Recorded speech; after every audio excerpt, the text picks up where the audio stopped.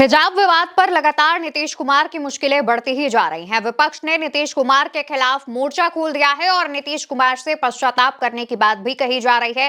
इसी बीच बसपा सुप्रीमो मायावती ने भी नीतीश कुमार से खुले तौर पर माफी मांगने, इस विवाद को खत्म करने की बात कह दी है। बसपा सुप्रीमो मायावती ने बीते दिनों बसपा के तमाम पार्टी के नेताओं और कार्यकर्ताओं के साथ एक बैठक की और बैठक के दौरान मुख्यमंत्री नीतीश कुमार पर निशाना साधते हुए उनसे पश्चाताप करने की बात कही और बसपा सुप्रीमो मायावती ने कहा, बिहार के मुख्यमंत्री नीतीश कुमार द्वारा डॉक्टरों को नियुक्ति पत्र वितरण के सार्वजनिक कार्यक्रम में एक मुस्लिम महिला डॉक्टर का हिजाब हटाने का मामला सुलझने की बजाय खासकर मंत्रियों आदि की बयानबाजी के कारण विवाद का रूप लेकर लगातार तूल पकड़ता ही जा रहा है, जो दुखद व दुर्भाग्यपूर्ण है। जबकि यह मामला पहली नजर में ही महिला सुरक्षा व सम्मान से जुड़ा होने के कारण माननीय मुख्यमंत्री के सीधे हस्तक्षेप से अब तक सुलझ जाना चाहिए था, खासकर तब जब कई जगहों पर ऐसी अन्य वारदातें भी सुनने को मिल रही हैं। अच्छा होगा कि माननीय मुख्यमंत्री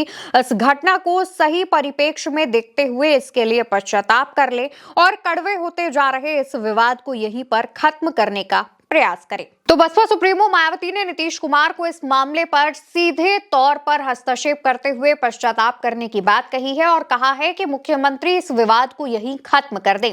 दोस्तों, ये पहला मामला नहीं है जब मायावती ने इस तरीके से किसी मामले को लेकर अपना गुस्सा, अपनी नाराजगी जाहिर की हो।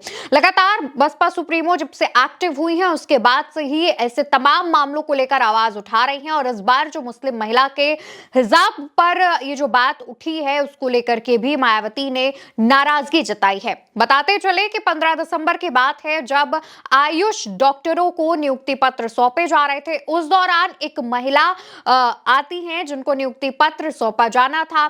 मुख्यमंत्री उनके तरफ देखते हैं और उनके नकाब को लेकर सवाल करते हैं कि ये क्या है जी, जिस पर महिला जवाब देती हैं कि हिजाब है सर। इसके बाद नीतीश कुमार उनका हिजाब जबरदस्ती उनके मुंह से हटाने की कोशिश करते हैं। उस दौरान उप मुख्यमंत्री सम्राट चौधरी नीतीश कुमार को रोकने के लिए हाथ भी बढ़ाते हैं, लेकिन मंच पर खड़े तमाम लोग इस पूरे विवाद पर हंसते मुस्कुराते हुए नजर आ रहे हैं। जिसके बाद वो जो महिला जिसके मुंह से नकाब हटाए जाने की कोशिश मुख्यमंत्री ने की थी, वो काफी ज्यादा मेंटल ट्रॉमा में है। उसकी स्थिति ऐसी है कि उसने अपनी इस नौकरी को स्वीकार करने से, ज्वाइन करने से साफ तौर पर इनकार कर दिया है। महिला का जो परिवार है उस पर भी मानसिक रूप से दबाव बन रहा है। तमाम जो मीडिया कर्मी हैं वो भी लगातार महिला और उसके परिजनों का पक्ष जानने के लिए उसके घर पर दस्तक दे रहे हैं, जो कि काफी ज्यादा ट्रॉमेटाइजिंग हो गया है परिवार के लिए। वहीं दूसरी तरफ जो महिला है डॉक्टर नुसरत परवीन, उनका नाम बताया जा रहा है, उन्होंने साफ तौर पर इस मामले को लेकर अपनी चुप्पी तोड़ते हुए कहा कि मुझे नहीं पता था कि मुख्यमंत्री ने ये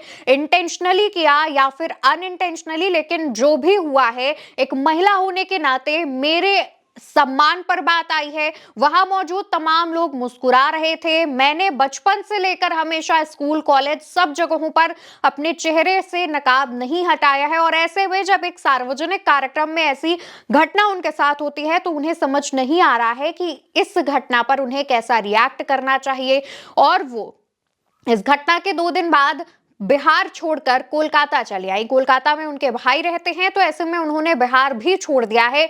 सोचिए एक महिला पर क्या बीत रही होगी। अब इसको लेकर के अभी खुले तौर पर ना ही मुख्यमंत्री की तरफ से इस पूरे मामले को संज्ञान में लेते हुए कोई माफीनामा मांगा गया है और ना ही इस पूरे मामले को लेकर के कोई भी बयान जो है वो दिया गया है, जिसके बाद से ही विपक्ष लगातार इस मामले को उठा रहा है और इस मामले पर माफी की मांग कर रहा है। बताते चले कि इस मामले के बाद एक बार फिर से नीतीश कुमार के स्वास्थ्य को लेकर सवाल उठने शुरू हो गए हैं। वहीं आपको ये भी बता दें कि जब बसपा सुप्रीमो मायावती बैठक करती हैं तो वो सबसे पहले नीतीश कुमार के इस पूरे मामले को लेकर के बात करती हैं, अपनी नाराजगी जाहिर करती हैं। इसके अलावा उन्होंने पोस्ट करते हुए तमाम और मुद्दों पर जो है अपनी आवाज उठाई है, जिनमें से जो बड़े-बड़े मुद्दे हैं हम आपको वो बता देते हैं।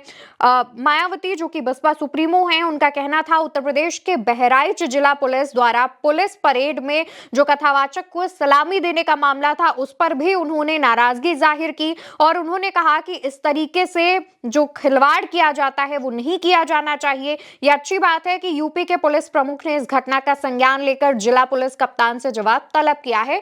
पूरे मामले पर वो आवाज उठाती हैं। इसके अलावा वो उत्तर प्रदेश के विधानसभा के शीतकालीन सत्र पर भी सवाल उठाती हैं और कहती हैं कि ये सत्र भी पिछले सत्रों के तरह ही जनहित और जन कल्याण के मुद्दों से दूर रहने के कारण सत्ता व विपक्ष के बीच वाद विवाद में घिर गया है। बेहतर होता है कि सरकार किसानों के खाद की समस्या के साथ साथ जनहित की अन्य समस्याओं तथा जन कल्याण के प्रति गंभीर होकर संसद में इन पर जवाबदेह होती। इसके अलावा मायावती ये भी कहती हैं कि संसद में जो शीतकालीन सत्र चल रहा था उसमें दिल्ली में वायु प्रदूषण की भीषण समस्या के अलावा देश और जनहित की तमाम ऐसी समस्या हैं जिन पर विचार किए बिना ही इस शीतकालीन सत्र को समाप्त कर दिया गया, जबकि पूरे देश की निगाह इस बात पर थी कि सरकार और विपक्ष दोनों देश के ज्वलंत समस्याओं पर विचार करेंगे और इससे कुछ उम्मीद की नई किरण पैदा होगी, लेकिन ऐसा कुछ भी नहीं हुआ। देश की चिंताएं लगातार बरकरार है। इसके अलावा बसपा सुप्रीमो भारत के पड़ोसी देश बांग्लादेश में हो रही तमाम गतिविधियों पर भी अपनी चिंता जाहिर करती हैं। कहती हैं कि पड़ोसी देश बांग्लादेश में जो हालात तेजी से बिगड़ रहे हैं, वहां भी नेपाल की तरह भारत विरोधी गतिविधियां बढ़ रही हैं। वो भी चिंतनीय स्थिति है जिस पर केंद्र सरकार समुचित संज्ञान लेकर दीर्घकालीन नीति के तहत कार्य करे तो उचित होगा। यानी कि बसपा सुप्रीमो मायावती तमाम मुद्दों को लेकर न सिर्फ नीतीश कुमार बल्कि भाजपा सरकार को भी घेरती हैं। भाजपा की यूपी की सरकार हो या फिर केंद्र में बैठी भाजपा की सरकार हो, उसको घेरते हुए सवाल भी पूछती है। बसपा सुप्रीमो मायावती लगातार नई स्ट्रैटेजी के तहत एक्टिव हो गई हैं और इस दौरान कई जो देश के ज्वलंत मुद्दे हैं उन पर आवाज उठा रही हैं। बताते चले कि बसपा की तरफ से कई दिनों में तमाम बैठकों का भी आयोजन किया जाता है जिसमें नेताओं कार्यकर्ताओं को कई संदेश दिए जाते हैं। इस बैठक में भी एसआईआर को लेकर के नेताओं और कार्यकर्ताओं को विशेष रूप से जो एक मार्गदर्शन है वो भी मायावती ने किया और इसको लेकर के तमाम दिशा निर्देश भी दिए। फिलहाल जिस तरीके से मायावती ने, जो कि उत्तर प्रदेश की पूर्व मुख्यमंत्री हैं, उन्होंने फ्रंट फुट पर आकर नीतीश कुमार से इस पूरे मामले को लेकर के माफी की मांग की है, पश्चाताप की मांग की है, उसको लेकर अब आप क्या कहना चाहते हैं, आपकी क्या राय है, कॉमेंट सेक्शन में जरूर बताइएगा। हमें आपकी राय का इंतजार रहेगा। फिलहाल के हमारे इस वीडियो में इतना ही। नमस्कार।